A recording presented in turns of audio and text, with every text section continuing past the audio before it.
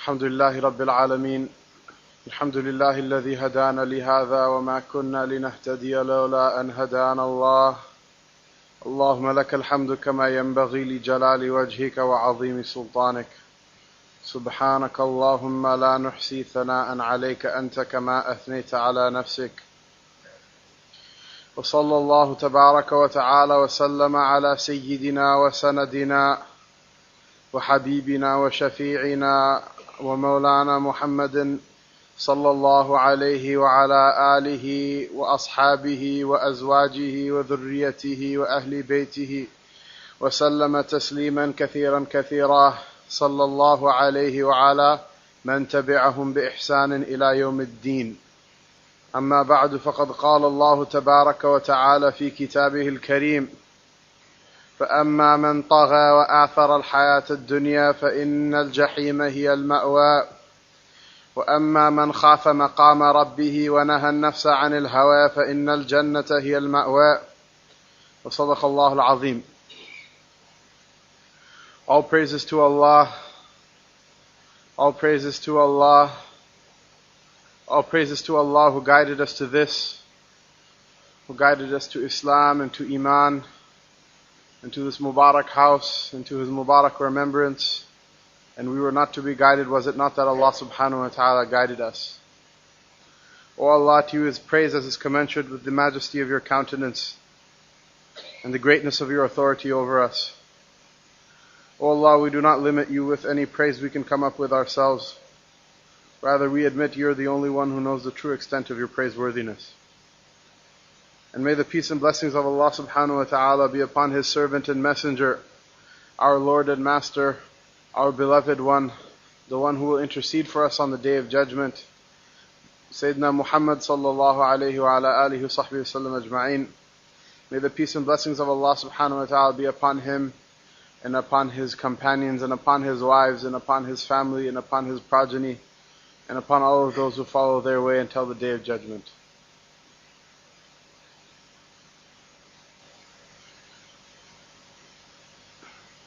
It's one of the, I guess, strange things about our age. Perhaps it's not strange at all, but it comes with much intensity, is the sakran, the sakran people that you see to your left and to your right. They're drunk, literally. The dunya has made them drunk. It's very difficult to talk to people about the deen anymore. Why? Because they're drunk. It's something that you say something, it comes in one ear and comes out of the other. I don't want to preach to the choir, nor do I want to be too assuming, because Allah Ta'ala knows best about anyone's maqam and where they truly are at with Him and what portion of this remembrance Allah Subhanahu wa Ta'ala has vouchsafed to each and every one of us. But people are drunk. Why? Because they see the dunya and they see everybody else running after it. And this is the disposition of the human being, is that he is not inclined toward rational thought. Rather, he is inclined toward following authority, and he's inclined toward imitating those he sees around him. So if you see somebody, he has a big turban, he has a big jubbah, he's sitting in a chair, and 9 people are sitting around him and venerating such a person, if a 10th person comes, he probably will also take his seat and venerate such a person, without knowing who or what's going on. The person can be a wali from the awliya of Allah subhanahu wa ta'ala, the person can be a shyster, he can be a charlatan. People will do what they see other people doing. And so the nature of the dunya is such that it has made people drunk. They have lost the remembrance of Allah, they've lost the remembrance of the next life, and they go from place to place in a state of heedlessness, including ourselves, including the people with turbans and beards, and including everybody. It includes everyone. No one's exempted from it, even our imams, everything. I mean, everybody to the level that they're at, everybody is distracted by this thing. Now, one thing you learn, I guess, from going to university, and you learn from going to college, and you learn from being in the corporate world, right? We say corporate America. This is obviously not corporate America. I don't know if people say corporate England as a term over here, but one thing you learn from the corporate world is time management. So you learn, for example, people back home, if you tell them, I'll get it done tomorrow, it's a figure of speech of This, it's like inshallah. It may happen, it may not happen, it may happen this week. I'm not guaranteeing what will happen, when it will happen, right? But over here, mashallah, they teach you to segment up your time. And people here are very good at micromanaging time. They're extremely good at micromanaging time, that I have this many hours in the day, I should be at the office by this time, I should be out of the office by this time.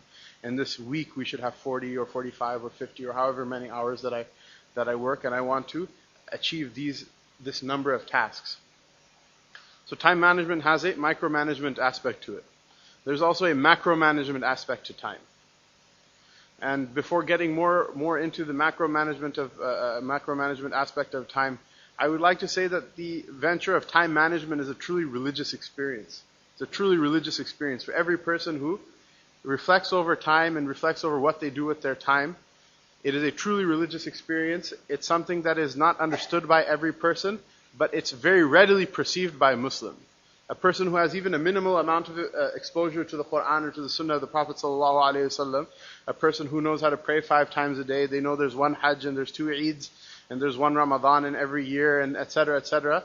They are oriented. They have a map of time out in their mind somewhere that they understand, roughly. Whether you're a religious person or irreligious, practicing, not practicing, every Muslim has more of a sense of time than other people. And they're literally people that, you go to work with or you go to school with or you see around you driving and this and that.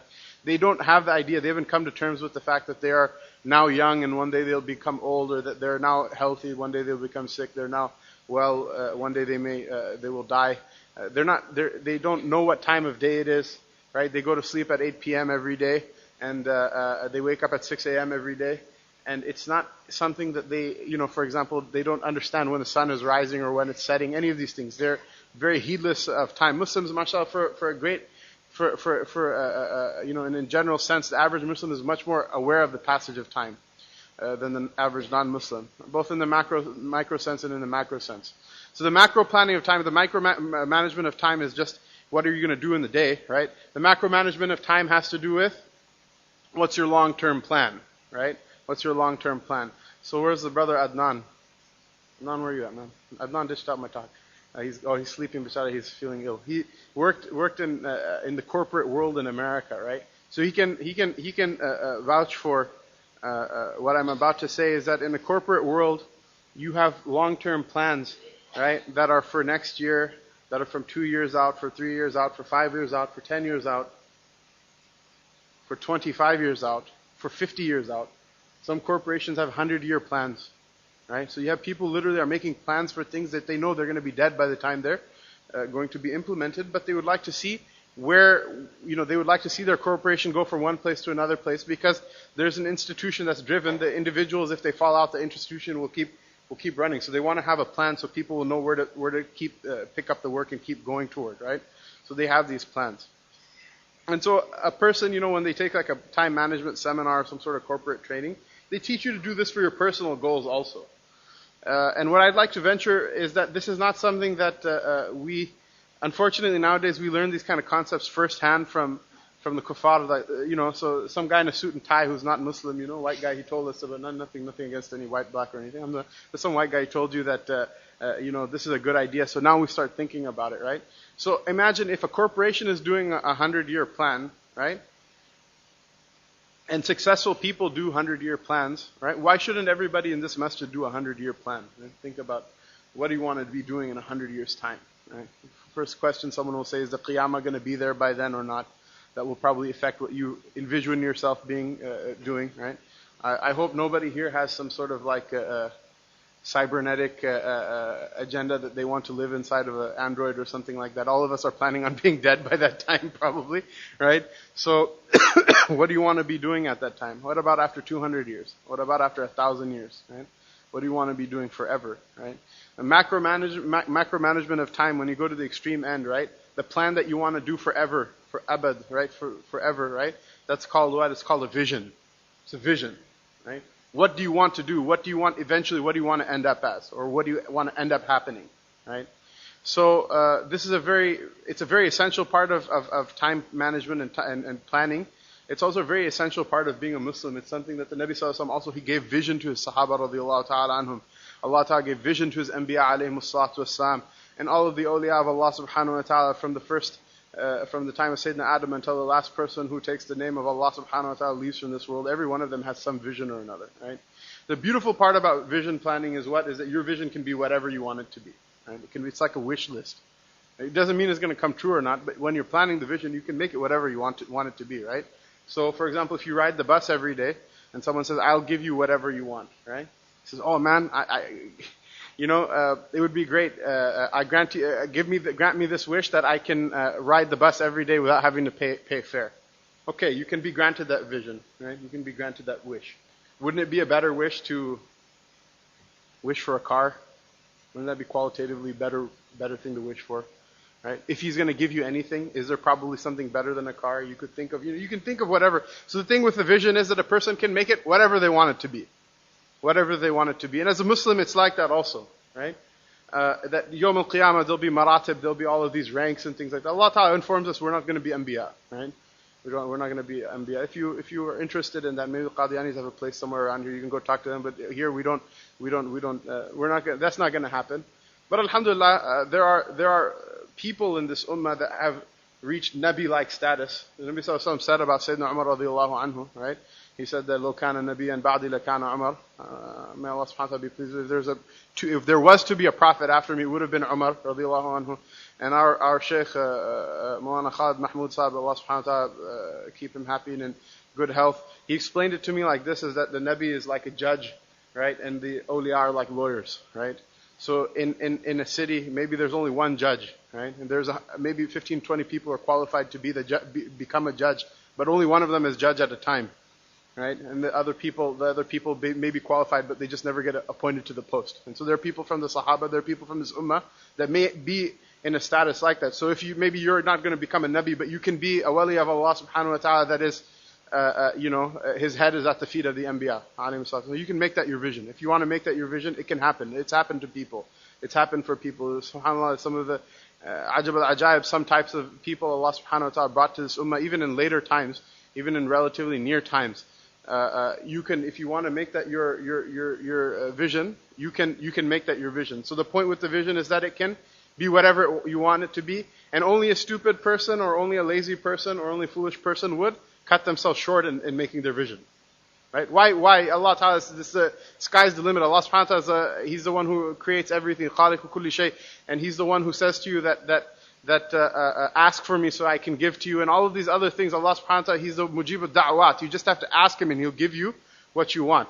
So why not? If you're making a vision for yourself, why not make a vision that's the loftiest vision you can think of, right? Why sell yourself short? Why be the guy who's just asking for a bus pass when he can be rolling around in a Benz or even something better than that, right? So this is something when I talked about in the beginning, people being sakran. This is a very simple concept. People are not coming to terms with it. They're just not coming to terms with it. Forget about the eternal plan, the vision, right? People are not coming to terms with the probably 30 to 40 year plan that we're going to die.